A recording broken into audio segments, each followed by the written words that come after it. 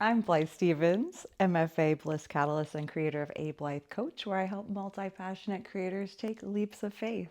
We're taking a peek at my autumn curriculum. Today, a fun way to put the things which I'm investigating, doing, and being in this season, and also a trending topic at this time. Although, check out my fall 2022 blog article about my autumn curriculum and syllabus as well. And this nerd is ahead of these times. What am I up to? I declared some of my regular practices to be on the syllabus. How convenient, but also a nice point of accountability and tracking and sharing also updates about that. So language learning is always a priority for me. I'm practicing in everyday life. My German fluency, as well as looking at ways to continue to refine that and learn other languages. And part of that is also practice on Duolingo to help with continuing to develop vocabulary.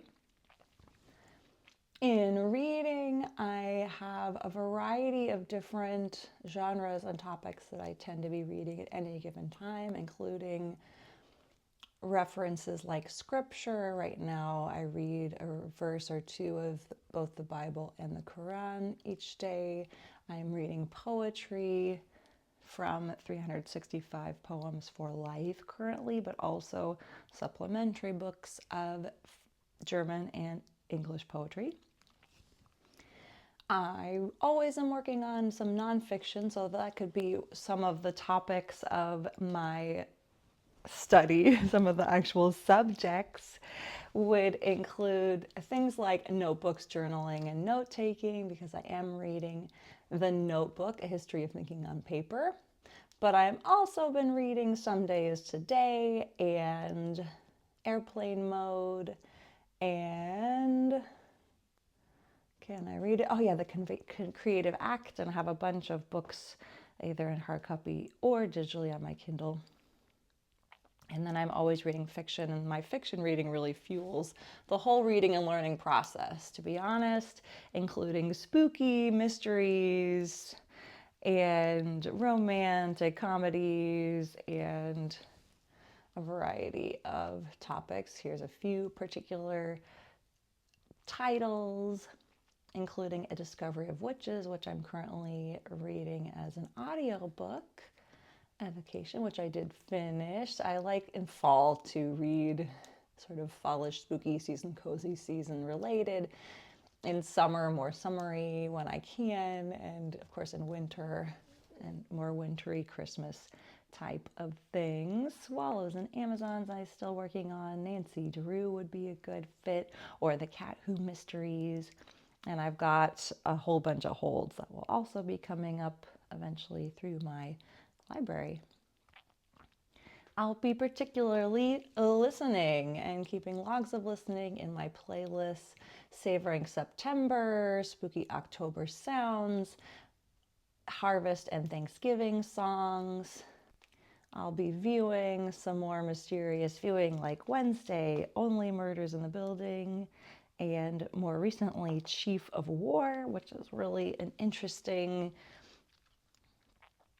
sort of historical fiction, I guess. It's historical stories, but I'm not sure if the details are exactly, how can they ever be 100% accurate, but about Hawaii at the time of King Kamehameha I, and things I read about and learned about in school, but are portrayed, of course, so much differently and so much more vividly in the context of a series. And amazing to hear the Olelo Hawaii, the Hawaiian language, spoken there as well. Got to read some subtitles, but they do speak some English too.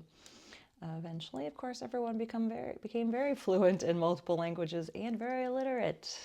So we are dancing, coaching, eating, and writing as well on this plan. I'll be conducting dance research, which has its own spread and other places of note taking, creating choreography for the Nutcracker ballet, which we'll be putting on in the spring. for the advanced dance program, ballet, and also independently and in collaboration. I continue to study ballet as I teach ballet, including the RAD syllabus grades 2 and 4, teaching pre-professional as well as recreational ballet, point and pre-point partnering, continuing to look at how different schools of ballet and dance continue to provide for gender expansiveness and less binary than the traditional roles of the classical ballets. And I'm particularly looking into Swan Lake and some other topics within ballet and dance in terms of research. I'm coaching a couple of feel-good, well-being, personal growth elective classes, as well as always sharing on creativity and relatedness here on the channel and in my other work.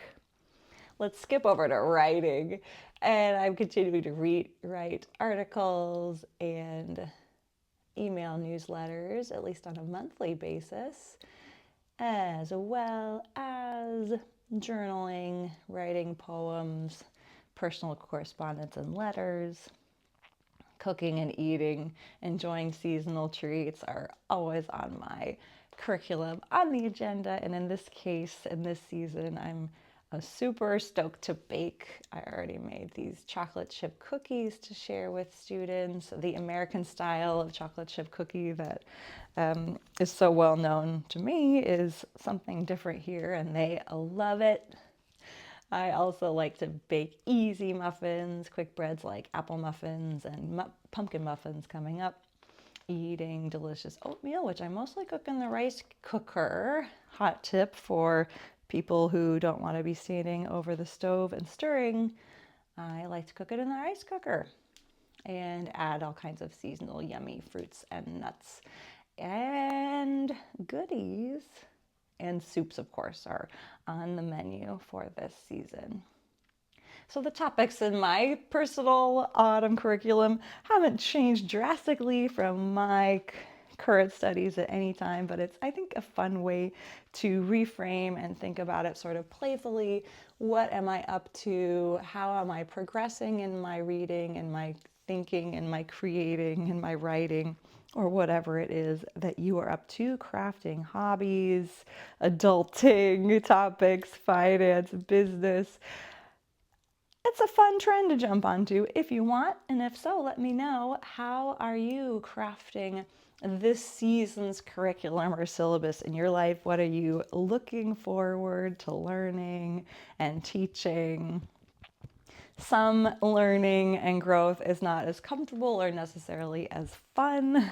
It can be hard, it can be a struggle, but keeping the fun and the curiosity alive, I think, help a lot with that, as well as being in community with accountability. So if you're interested in all that, continue to join me here in my other offerings, both free here online, as well as coaching and teaching.